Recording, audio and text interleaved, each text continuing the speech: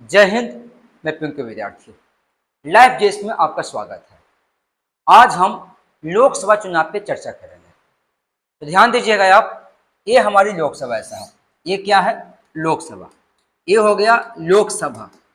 तो लोकसभा का कार्यकाल जो होता है, लोकसभा का जो कार्यकाल होता है वो होता है 5 वर्ष का। तो ये लोकसभा है और लोकसभा का कार्यकाल होता है 5 वर्ष का, 5 वर्ष पर। तो देखिएगा, लोकसभा एक निम्न सदन है और ये कभी भी भंग हो सकता है और इसके कार्यकाल ऐसे होते हैं 5 वर्ष के। और इसी लोकसभा में जो बहुमत दल के नेता होते हैं वो प्रधानमंत्री बनते हैं। तो लोकसभा में जो बहुमत दल के जो नेता होते हैं, बहुमत दल लोकसभा में जो बहुमत दल के नेता होते हैं वही नेता को देश का प्रधानमंत्री बनाया जाता है। देश का प्रधानमंत्री बनाया जाता है। अब सवाल है कि लोकसभा में बहुमत दल का नेता होगा कौन? तो देखिएगा, अगर लोकसभा में बहुमत दल के नेता को अगर हम खोजते हैं तो सबसे पहले हमें ये देखना पड़ेगा कि लोकसभा का चुनाव होता है कितनी सीटों पर। तो लोकसभा का जो चुनाव जो होता है, लोकसभा का जो चुनाव होता है वो चुनाव होता है साहब 543 सीट पर, 543 सीट पर। तो हमें बहुमत आधा से एक ज्यादा चाहिए, ठीक है।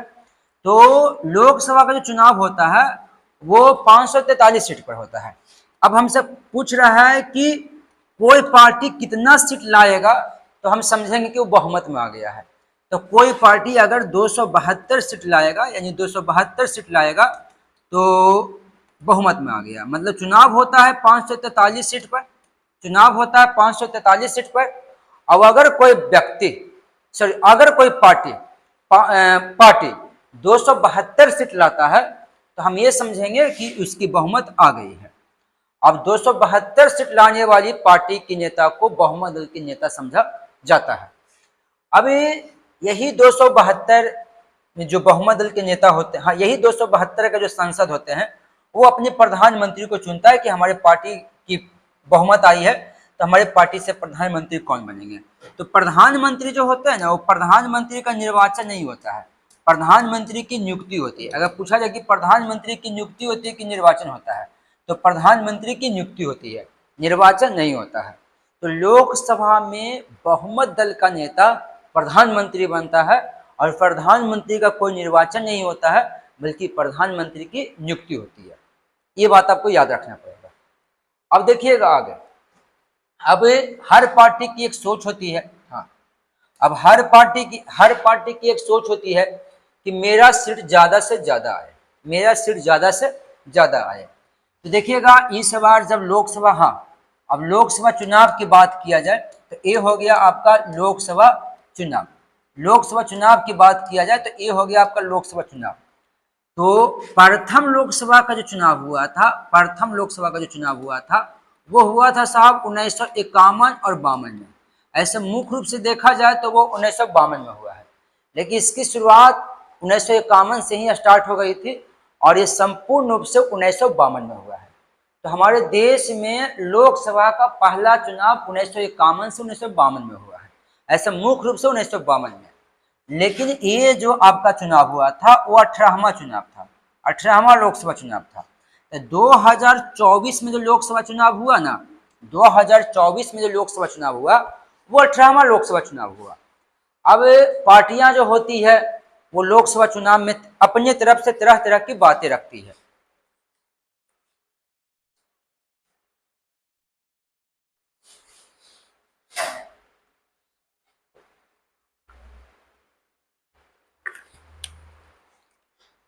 और देखिएगा, ये जो पार्टियां होती है, समझ में आ रहा है ना, ये जो पार्टियां होती है वो अपनी तरफ से तरह तरह का मैनिफेस्टो तैयार करती है। जैसे कांग्रेस पार्टी का अपना मैनिफेस्टो होता है, बीजेपी का अपना होता है। तो इस बार बीजेपी एक अपना मैनिफेस्टो रखा था कि अब की बार 400 पार, अब की बार 400 पार। अब सवाल है कि 543 सीट पर चुनाव होती है, 543 सीट पर चुनाव होती है, तो 543 सीट में 400 सीट क्या कोई एक पार्टी लिए आएगा? कोई एक पार्टी लिए आएगा? तो देखिए, 543 सीट में 400 सीट लाना कोई छोटा मोटा बात नहीं, बहुत बड़ी बात होती है। लेकिन भारत के इतिहास में एक बार, भारत के इतिहास में एक ही बार 400+ सीट आया है, और वो ईस्वी सन है 1984, और प्रधानमंत्री है राजीव गांधी। तो देखिएगा, ये 1984 है, तो 1984 में जब लोकसभा का चुनाव हुआ था, 1984 में जब लोकसभा का चुनाव हुआ था, तो उस लोकसभा के चुनाव में कांग्रेस पार्टी ने 414 सीट लेकर आया था। कांग्रेस पार्टी जो था वो 414 सीट लेके आया था, और वो प्रधानमंत्री थे राजीव गांधी। वो प्रधानमंत्री कौन थे? राजीव गांधी। तो यहाँ पे सवाल यह है कि इस बार की लोकसभा में मोदी सरकार 400 पार की नारा दी गई थी, 400 पार मोदी सरकार।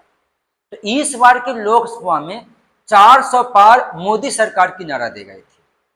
अब सवाल यह है कि क्या भारत के इतिहास में कोई ऐसा पार्टी है जो 400+ सीट लेकर आई है? तो भारत के इतिहास में कांग्रेस एक ऐसी पार्टी है जो 400+ सीट लेकर आई है। वो ईस्वी सन है 1984 का, और वो प्रधानमंत्री है राजीव गांधी, जो 414 सीटें जीते थे, 414 सीटें जीते थे। लेकिन समय में उतार चढ़ाव होते रहता है, और इस बार देखा गया बीच बीच में कि बीजेपी सरकार 2014 में अच्छे खासी सीट लेकर आ गए थे, 2019 में भी अच्छे खासी सीट लेकर आ गए थे। लेकिन 2024 में अगर देखा जाए, 2024 में देखा जाए, ये हो गया आपका बीजेपी, ये हो गया आपका बीजेपी, और ये हो गया कांग्रेस। तो 2024 में देखा जाए तो बीजेपी का अपना सीट आया है 240, अपना सीट, ये एनडीए की बात नहीं कर रहे हैं, और कांग्रेस का अपना सीट आया है 99। हम इंडिया की बात नहीं कर रहे हैं, गठबंधन की बात नहीं कर रहे हैं। तो इस पर बीजेपी का आया है 240 सीट, और कांग्रेस का आया है 99 सीट। अब देखिएगा, अब कांग्रेस के लिए प्रगति की बात यह है कि कांग्रेस शुरुआत में तो बहुत मजबूत पार्टी हुआ करते थे, लेकिन बीच में बीजेपी को आने से कांग्रेस का ग्रोथ गिर गया था। लेकिन जो कांग्रेस बहुत पीछे था, उस कांग्रेस में इस पर थोड़ा सुधार होते हुए दिख रहा है। बताया जाता है कि 2019 की लोकसभा चुनाव में जब चुनाव हुआ था, तो कांग्रेस की स्थिति ऐसी हो गई थी कि ये विपक्ष में बैठने लायक भी नहीं था, क्योंकि विपक्ष में बैठने के लिए किसी पार्टी के पास न्यूनतम 55 सीट होना अनिवार्य है, न्यूनतम 55 सीट होना अनिवार्य है, जो कि कांग्रेस के पास ये था ही नहीं। तो पिछली बार तो कांग्रेस विपक्ष में बैठने का भी योग्यता नहीं रखता था, पिछली बार कांग्रेस के पास विपक्ष में बैठने का भी योग्यता नहीं था। इस बार कांग्रेस के पास विपक्ष में बैठने की योग्यता है, वो सरकार पे सवाल खड़ा कर सकता है। तो चलिए, ये हो गया बीजेपी 240, कांग्रेस 99, विपक्ष ये 2024 की है, और विपक्ष में बैठने के लिए चाहिए सीटें 55। चलिए अब आगे की बात करते हैं। देखिएगा, कुछ राज्यों का आंकड़ा है, उसको देखिएगा साहब। देखिएगा, बताया जाता है कि बीजेपी की सरकार बनाने में चंद्रबाबू नायडू का एक अहम भूमिका रहा। बिहार से आपका नीतीश कुमार। तो आंध्र प्रदेश का क्या प्रोसेस है, आंध्र प्रदेश को देखिएगा। तो देखिएगा, आंध्र प्रदेश में कुल लोकसभा सीटों की संख्या है साहब 25। आंध्र प्रदेश में कुल लोकसभा सीटों की संख्या कितनी है? बढ़िया से दिख रहा है ना? आंध्र प्रदेश में कुल लोकसभा सीटों की संख्या 25 है, जिसमें एनडीए, ये हो गया बीजेपी की गठबंधन, तो दिखा, ये हो गया एनडीए, ये हो गया बीजेपी की गठबंधन। तो 25 सीट में बीजेपी को 19 सीट आया है, 25 सीट में बीजेपी का 19 सीट आया है। सॉरी, गलती बोल दिया हम। देखिएगा, ये आंध्र प्रदेश है, ये आंध्र प्रदेश है। आंध्र प्रदेश में लोकसभा सीटों की संख्या है 25। आंध्र प्रदेश में लोकसभा सीटों की संख्या कितनी है? 25 है। और इस 25 में अगर एनडीए की बात करें, यानी बीजेपी की गठबंधन की बात करें, तो इनका 19 सीट आया है, बल्कि यही 2019 में इनका 0 सीट था, 0 सीट था।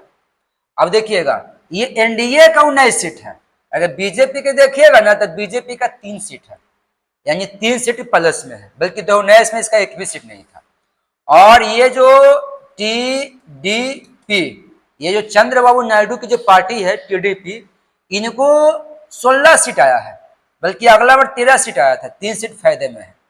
तो ये एनडीए का ग्रुप है साहब, तो 16 सीट इनका, 3 सीट इनका, एनडीए कितना सीट आ गया, 19। फिर है वाईएसआर कांग्रेस को आया 4 सीट, बल्कि अगला बार 22 सीट आया था, इसको नुकसान हुआ 18 सीट का। कांग्रेस का आंध्र प्रदेश में 0 सीट है साहब, उसके बाद आंध्र को आ गया है 2। तो ये है आंध्र प्रदेश में एनडीए का परफॉर्मेंस।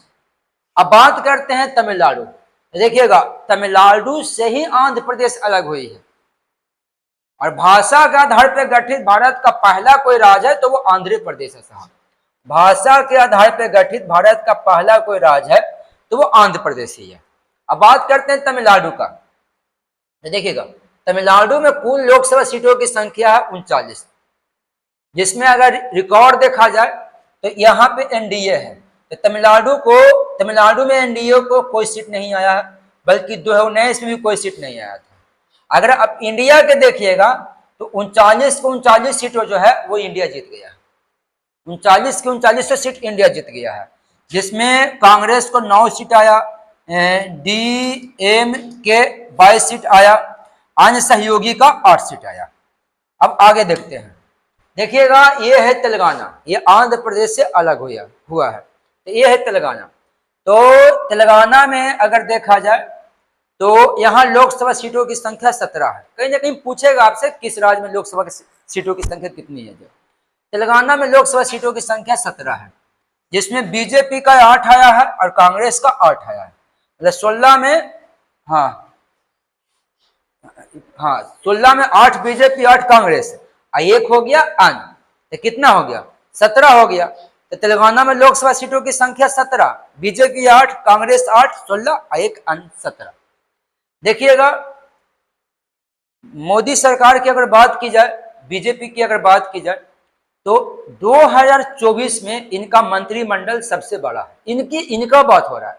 बीजेपी की जो मंत्रिमंडल जो है साहब, यानी मोदी सरकार की जो मंत्रिमंडल है वो सबसे बड़ी मंत्रिमंडल है, क्योंकि जब नरेंद्र मोदी पहली बार 2014 में, जब नरेंद्र मोदी, आवाज नहीं क्लियर जरा ना, जब नरेंद्र मोदी पहली बार 2014 में प्रधानमंत्री बने थे तो इनके मंत्रिमंडल में कुल मंत्री का संख्या 46 था। जब 2019 में प्रधानमंत्री बने तब इनके मंत्रिमंडल में मंत्री का संख्या 58 था, लेकिन जब 2024 में प्रधानमंत्री बने तब इनके मंत्रिमंडल में मंत्रियों की संख्या 72 है। इससे यह समझ में आता है कि मोदी का मंत्रिमंडल जो है ये सबसे बड़ा है अब तक के रिकॉर्ड अगर देखा जाए नरेंद्र मोदी की। तो अगर पूछा जाए कि नरेंद्र मोदी की मंत्रिमंडल में कुल मंत्रियों की संख्या कितनी है, कुल मंत्रियों की संख्या 72 है, और ये इनकी सबसे बड़ी मंत्रिमंडल है। ये छोटा नहीं है साहब, ये इनकी सबसे बड़ी मंत्रिमंडल है।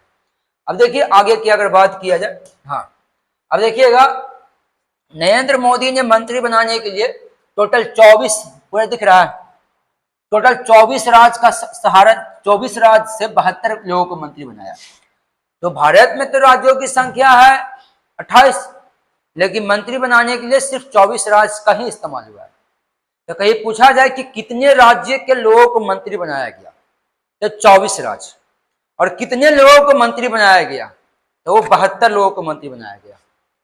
अब देखिएगा, जिसमें कैबिनेट मंत्री जो है ना वो 31 है।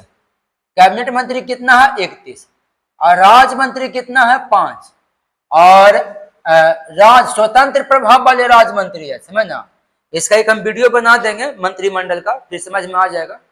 कैबिनेट मंत्री किसे कहते हैं, स्वतंत्र प्रभाव वाले राज्य मंत्री किसे कहते हैं, राज्य मंत्री किसे कहते हैं। ऐसे देखिए, कैबिनेट मंत्री होता है जो सबसे बड़ा मंत्री होता है साहब, वो स्वतंत्र रहता है। और कुछ ऐसे पद होते हैं मंत्रिमंडल का जिसमें कैबिनेट मंत्री होवे नहीं करता, रहवे नहीं करता है, तो उसमें स्वतंत्र प्रभाव वाले राज्य मंत्री होते हैं। और ये जो राज्य मंत्री होते हैं ना, उनका काम रहता है कैबिनेट मंत्री का सहयोग करना। तो देखिएगा, तो कैबिनेट मंत्री में मंत्री का संख्या हो गया 31, और स्वतंत्र प्रभाव वाले मंत्री राज्य मंत्री का संख्या हो गया 5, और खाली राज्य मंत्री का संख्या हो गया 36। तो नरेंद्र मोदी ने मंत्रिमंडल में 24 राज्य के लोगों को मंत्री बनाया, 24 राज्य के लोगों को मंत्री बनाया साहब।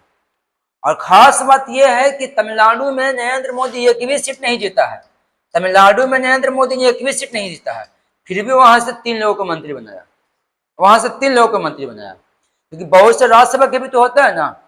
तो चलिए, नरेंद्र मोदी की मंत्रिमंडल में 24 राज्य का से 72 मंत्री बना, कैबिनेट मंत्री 31 को, स्वतंत्र प्रभाव वाले राज्य मंत्री 5 को, राज्य मंत्री 36 को। देखिएगा, बताया जाता है कि इसके मंत्रिमंडल में 27 को ओबीसी है और 10 एससी है, 5 एसटी है और 5 अल्पसंख्यक है, जिसमें एक बौद्धिस्ट को भी बनाया गया है मंत्री। बताया जाता है कि 11 मंत्री एनडीए की घटक दल से है और 43 मंत्री 3 या ज्यादा बार के सांसद है। मतलब कि 43 ऐसे मंत्री हैं जो 3 बार या 4 बार का सांसद रह चुके हैं और 39 पहले भी केंद्रीय मंत्री रह चुके हैं। 23 मंत्री राज्यों की कैबिनेट में भी रह चुके हैं। 34 मंत्री विधानसभाओं में भी चुने जा चुके हैं। अब देखिएगा, इनके 72 मंत्री में से 7 मंत्री महिलाएं। साहब, कहा गया कि मोदी मंत्रिमंडल में 7 महिलाएं हैं। कितनी महिलाएं हैं? 7, जिसमें निर्मला सीतारमण भाजपा से है, अन्नपूर्णा देवी भाजपा से है, शोभा कंदलाजे भाजपा से है, रक्षा गढ़ से भाजपा से है, सावित्री ठाकुर भाजपा से है, नीमू बेन भाजपा से है, अनुप्रिया पटेल अपना दल से है। तो यानी कांग्रेस ने 72 मंत्री में से 7 मंत्री महिला को दिया। अब 7 मंत्री महिला को दिया, जिसमें 6 बीजेपी से है और 1 है जो आपका अपना दल से है। चलिए अब आगे देखिएगा। हाँ, अब देखिएगा, अब ये चुनाव हुआ, जब लोकसभा का चुनाव हो गया तो सबसे अधिक उम्र के मंत्री कौन है? मंत्री नहीं, सबसे अधिक उम्र का सांसद कौन है और सबसे कम उम्र का सांसद कौन है? सबसे कम उम्र का, सबसे अधिक उम्र है ना, सबसे अधिक उम्र का सांसद, सबसे अधिक उम्र का सांसद और सबसे कम उम्र का सांसद, कम उम्र का सांसद। देखिए, सबसे अधिक उम्र का सांसद देखिएगा ना, तो वो हो जाएगा आपका जीतन राम मांझी। 79 पहुंच जाएगा इनका उम्र, जीतन राम मांझी। तो सबसे अधिक उम्र का सांसद देखिएगा तो वो है जीतन राम मांझी, उनको मंत्री भी बनाया गया है। और सबसे कम उम्र के सांसद देखिएगा ना, तो ये है शांभवी चौधरी। ये सम्राट चौधरी का आप नाम सुने होंगे, उन्हीं का बेटी है। ये चिराग पासवान की पार्टी से चुनाव लड़े हैं, बिहार से।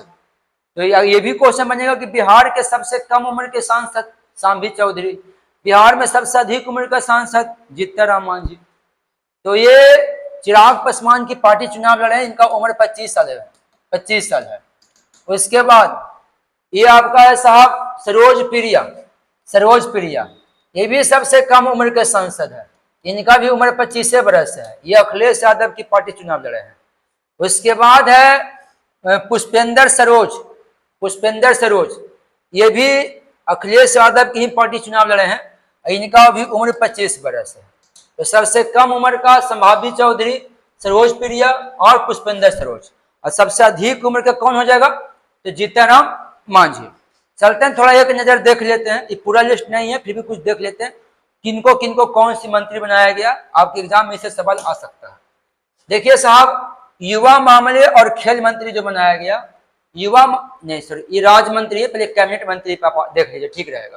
कैबिनेट मंत्री, ये कैबिनेट मंत्री को एक बार देख लीजिएगा। देखिए, शिक्षा मंत्री बनाया गया धर्मेंद्र प्रधान को। अगर आपसे पूछा जाए कि भारत का शिक्षा मंत्री कौन है, तो धर्मेंद्र प्रधान। और सूक्ष्म लघु और मध्य उद्योग मंत्री बनाया गया जीतन राम मांझी को। जीतन राम मांझी बिहार के एक बार मुख्यमंत्री भी रह चुके हैं। चलिए, करे पंचायती राज, मत्स्य पालन, पशुपालन और डेयरी, ये सब का मंत्री बनाया गया साहब राजीव रंजन सिंह। फिर है बंदरगाह, जहाज रानी और जल मार्ग मंत्री है सर्बानंद सोनोवाल। सामाजिक न्याय और अधिकारिता मंत्री है वीरेंद्र कुमार। के राम मोहन, नागरिक उड्डयन मंत्री बनाया गया के राम मोहन नायडू को। उपभोक्ता खाद्य एवं सामाजिक वितरण अक्षय ऊर्जा बनाया गया प्रहलाद जोशी को। आदिवासी मामले की मंत्री बनाया गया जुएल ओराम को। कपड़ा मंत्री बनाया गया गिरिराज सिंह को। और रेल मंत्री बनाया गया अश्विनी वैष्णव को। ऐसे पहले से भी रेल मंत्री अश्विनी वैष्णव ही थे। फिर देखिए कैबिनेट मंत्री, संचार पूर्वोत्तर क्षेत्र विकास मंत्री बनाया गया ज्योतिराव सिंधिया को। पर्यावरण वन जलवायु परिवर्तन मंत्री बनाया गया भूपेंद्र यादव को। पर्यटन और संस्कृति मंत्री बनाया गया गजेंद्र शेखावत को। महिला एवं बाल विकास मंत्री बनाया गया अन्नपूर्णा देवी को। फिर है संसदीय कार्य और अल्पसंख्यक मामले मंत्री बनाया गया किरेन रिजिजू को। फिर है पेट्रोलियम और प्राकृतिक गैस मंत्री बनाया गया हरदीप पुरी को। श्रम रोजगार युवा मामले खेल मंत्री बनाया गया मनसुख मांडविया को। फिर है कोयला एवं खान मंत्री बनाया गया जी किशन रेड्डी को। अब देखिए आपके चिराग पासवान एक ऐसे नेता है जो 100% रिजल्ट दिए, 5 सीट पर चुनाव लड़े, 5 के 5 जीते हैं। अब इनको बनाया गया है खाद्य प्रसंस्करण उद्योग मंत्री। अगर पूछा जाए कि भारत के खाद्य प्रसंस्करण उद्योग मंत्री किसे बनाया गया, तो वो है आपके चिराग पासवान। फिर है जल शक्ति, तो ये हो गया CR पाटिल। फिर आपका इधर आइए, तो आप देखिएगा ये हो गया। अब इधर देखिए राज्य मंत्री जो स्वतंत्र प्रभाव वाले हैं, तो 5 को राज्य मंत्री है ना। आपको बताया गया था कि 5 व्यक्ति को स्वतंत्र प्रभाव वाले राज्य मंत्री बनाया गया है। तो देखिएगा ये है क्या, जो करा सांख्यिकी और कार्यक्रम योजना मंत्रालय का स्वतंत्र और संस्कृति राज्य मंत्री, समझ ये सॉरी इतना जो है ना वो बनाया गया राव इंद्रजीत को। विज्ञान एवं औद्योगिक पृथ्वी विज्ञान और स्वतंत्र प्रभाव वाले राज्य मंत्री डॉक्टर जितेंद्र सिंह। फिर विधि और न्याय स्वतंत्र प्रभाव अर्जुन राम मेघवाल। फिर आयुष और स्वतंत्र प्रभाव प्रताप राव जाधव। फिर कौशल विकास और उद्यमिता तो जयंत चौधरी। चलिए अब है राज्य मंत्री। एक कैबिनेट मंत्री होता है, उसको सहयोग करने वाले एक राज्य मंत्री भी होते हैं। राज्य मंत्री में देखिएगा वाणिज्य एवं उद्योग, इलेक्ट्रॉनिक और सूचना प्रौद्योगिकी जितिन प्रसाद। ऊर्जा नवीन और अक्षय ऊर्जा श्रीपद नायक। फिर वित्त मंत्री पंकज चौधरी। देखिए वित्त मंत्री निर्मला सीतारमन को बनाया गया है, समझे ना। ये राज्य वित्त मंत्री है, इन्हीं को समझ जाइएगा। ये राज्य वित्त मंत्री है पंकज चौधरी। फिर सहकारिता मंत्री कृष्णपाल गुर्जर। सामाजिक न्याय और अधिकारिता मंत्री रामदास अठावले। अब आगे देखिएगा, चलिए अब देखिए राज्य मंत्री में कृषि और किसान कल्याण मंत्री रामनाथ ठाकुर। गृह मंत्री नित्यानंद राय। अब लगेगा सर गृह मंत्री तो अमित शाह, हाँ सही है, गृह मंत्री बनाया गया अमित शाह को। तो अमित शाह गृह मंत्री है कैबिनेट वाले, और नित्यानंद राय जो है ना वो राज्य मंत्री वाले गृह मंत्री है। इनका काम है अमित शाह को सपोर्ट करना, सहयोग करना। अब देखिएगा आगे परिवार एवं स्वास्थ्य कल्याण और रसायन एवं उर्वरक मंत्री अनुप्रिया पटेल। जल शक्ति और रेलवे तो बी सुमना। ग्रामीण विकास और संचार सी पेमासानी। फिर है मत्स्य पालन पशुपालन डेयरी पंचायती राज तो SP सी बघेल। फिर है आपका सूक्ष्म लघु मध्य उद्यम और श्रम एवं रोजगार शोभा कंद्रलाजे। पर्यावरण वन जलवायु परिवर्तन विदेश कृति वर्धन से। फिर है उपभोक्ता मामले खाद्य और सार्वजनिक वितरण सामाजिक न्याय अधिकारिता तो ये BL वर्मा। बंदरगाह जहाज रानी और जल मार्ग मंत्री शांतनु ठाकुर। तो एक जहाज रानी मंत्री कैबिनेट वाला अलग है, ये राज्य मंत्री वाले ऐसा।